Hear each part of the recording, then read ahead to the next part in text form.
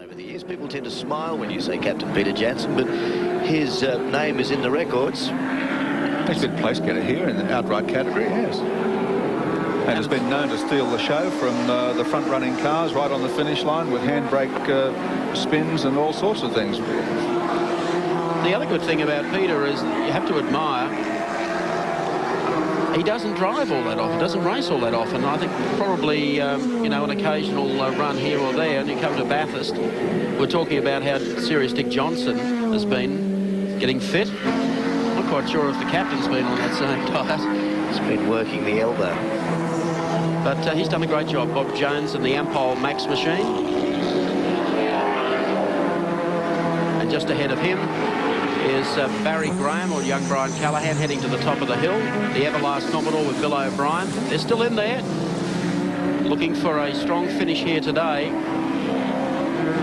And that's the Hendricks entry, the Gem Spares car that we saw. It went off earlier, but they've managed to get it fixed up and back on again. And you can see the storm moving in. And I would say it's not too many minutes away now.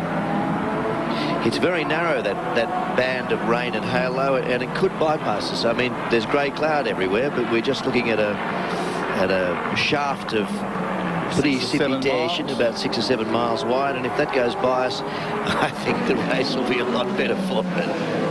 It's hard not to get hit by a 6-mile wide sledgehammer, though, isn't it? I'm worried about these guys. I'm a caring person, and I also have my car parked out the back. And mine. Larry Perkins gives the captain a go-by as they head off to the top of the hill and through Mazda Forest Elbow. Car 11, Larry Perkins, in 10th position still, and that's a remarkable effort when considering the trouble. Yeah, absolutely. He still loves his motor racing. Pete Jansen talking to him during the week. Looks forward to it. Thinks Bathurst is a place you just can't avoid in October. Here he comes up behind a couple of the slower cars, smaller cars I should say. Study of concentration.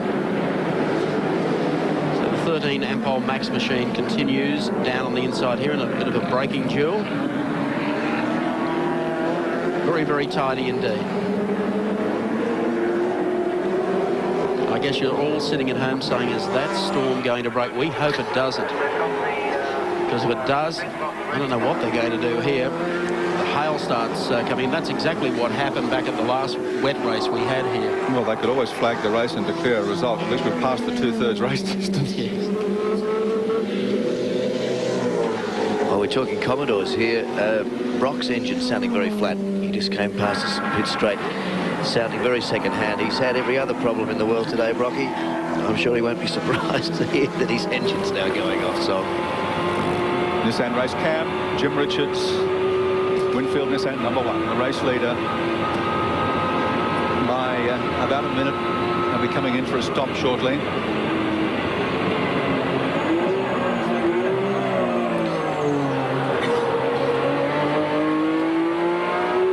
Here's one of the few people at Mount Panorama that wouldn't mind if the storm did break. It would not concern him one whit.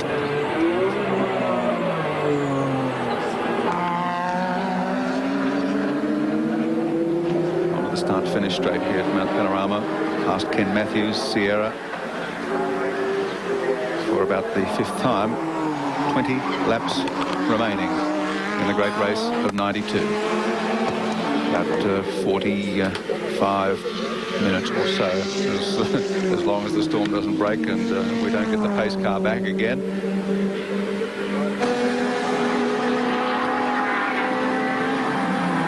Sounds of rolling thunder overhead. I bet they're trying to keep that car out there. They'll be staying away from the pit as long as they possibly can. There's now a curtain of rain moving right behind the mountain. Couldn't be more than a mile behind Skyline. Let's check them out for you on the Caltex race score. The race leader is, of course, Jimmy Richards. Second spot held by Dickie Johnson and John Bow. Third, Neil Crompton, Anders Ollison. Fourth, Johnny Chicotto, Tony Longhurst. And fifth is 16, Win Percy and Alan Grice.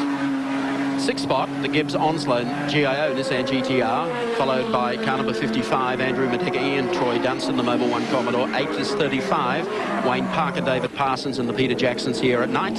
Car number 41, Andrew Harris and Gary Cook and the Daily Planet Commodore. And 10th spot, number 11, Larry Perkins and Steve Harrington in the Bob Jane T-Mart's Commodore. Don't go away. Welcome back to Mount Panorama.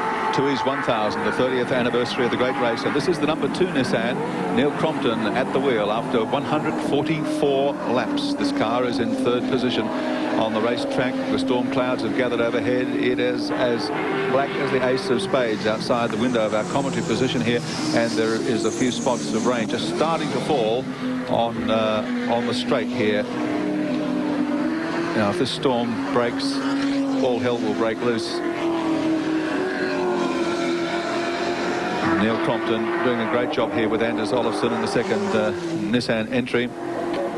Neil, of course, has long been part of our 7 commentary team, but jumped at the chance for a drive like this.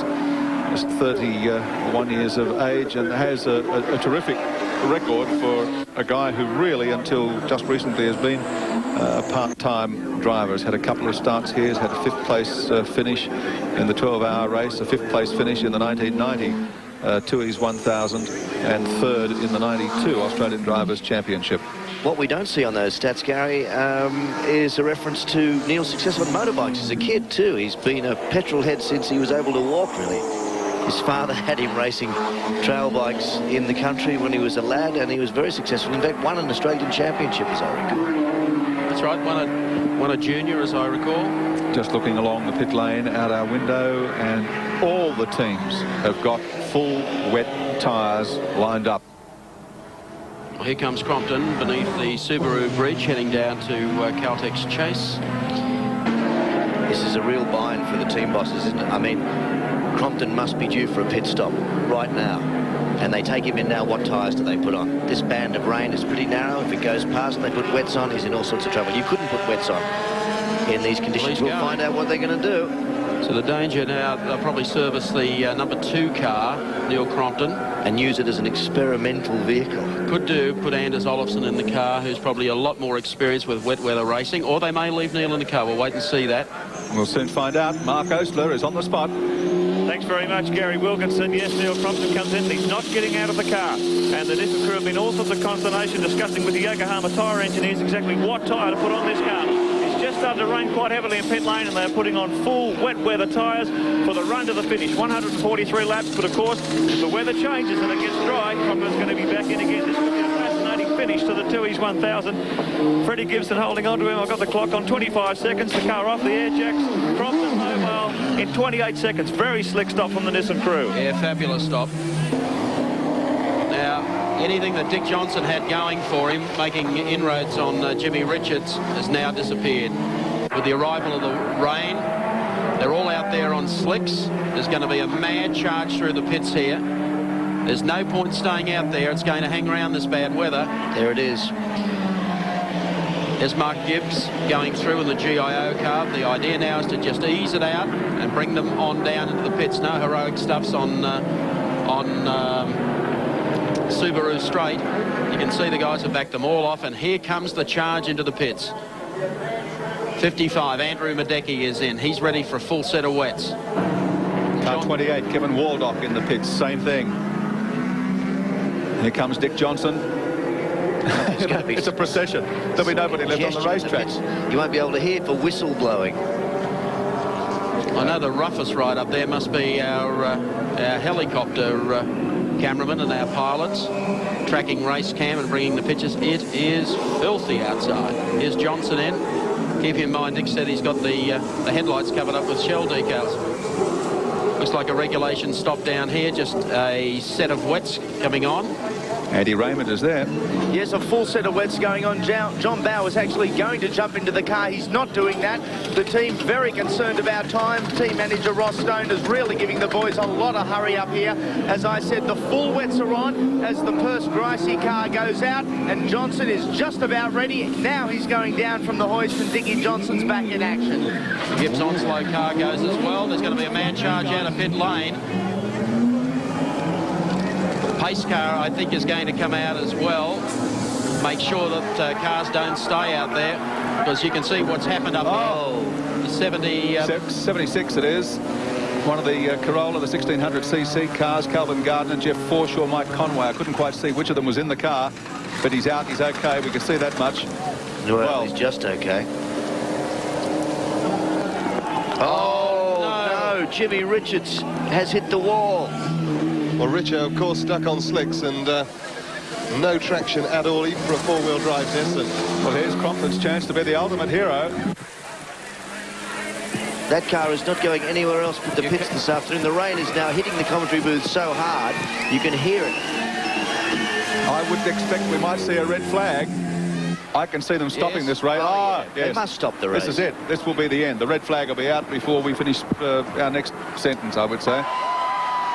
Well, now, if that happens, what they usually do is backdate the race by a lap or so, which could well see Jimmy Richards and Mark Scaife still taking victory. Listen to the crowd. The top of the hill.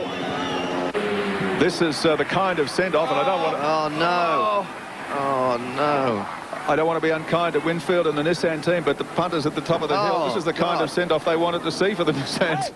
Well, the Nissan's got in. Jim went in gingerly, but he was trying to wipe off speed Fred Gibson. If they don't stop the race, there won't be any cars left to complete it anyway. It stopped. I mean, officially maybe not, but this is it. This is the end of it. There's no doubt about that. 144 laps gone, and we will not see 145. I mean, I can't believe that we will. Red flag is out. Oh, no. Just get out of that. Marshall will get hit if he doesn't get over the fence. Red flag is out. The race is over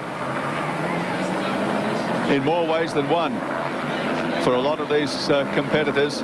Well, what in particular for Fred Gibson, Jim Richards, Mark Scaife, what a dreadful end to what had been a brilliant campaign for them here at Mount Panorama in the last hurrah for these Nissan GTRs. I tell you what, the Nissans have hardly had any paint scratched on them since they've been racing. The Daily Planet car involved in that, and two of the 1600cc Corollas. The Bates car is one of them, car 70. I can't see the number on the other. Car 39. 71, is it? Car 71. Yeah, so it was the class leader. And the Bates car was second in the class. Yeah. So that's first and second in the class, both into the wall, along with the overall race leader. The indications are, as Richard Hay pointed out a moment ago, Richards and Scaife, if they've called the race, which they have, may still be declared the winners. They will still be declared the winners. That's as we understand it at this stage. The red flag, as you can see, is out. The race is not just stopped, the race is over. This result, when they announce it, is going to be the most controversial race result in the history of the race. Now, this marshal down here, providing all the cars have stopped, is not the place to be running down the track. And Mark Scaife explaining exactly what happened, what he saw on the screen. So in the Winfield Nissan pits, they're investigating and trying to count back the laps. We'll wait on the clock. Oh, the marshal's just fallen over in the wet. Not only are the cars losing traction, so are the marshals. He just went AOT down the grass verge. Well, fortunately, the pace car is out. That was what was concerning me. The marshals, a couple of them running down on the grass. So if you get off there, the driver's got no chance whatsoever of stopping with slicks on. These are some of the cars that pitted and went back out. And the strange thing is, it's clearing. Now, here's some action replay. The Everlast Commodore, which just didn't. 18 Shell car was involved in it, but got going again. Then came Andrew Harris, was hooked there by the Corolla. The Bates twins. It's the Daily Planet car, I think.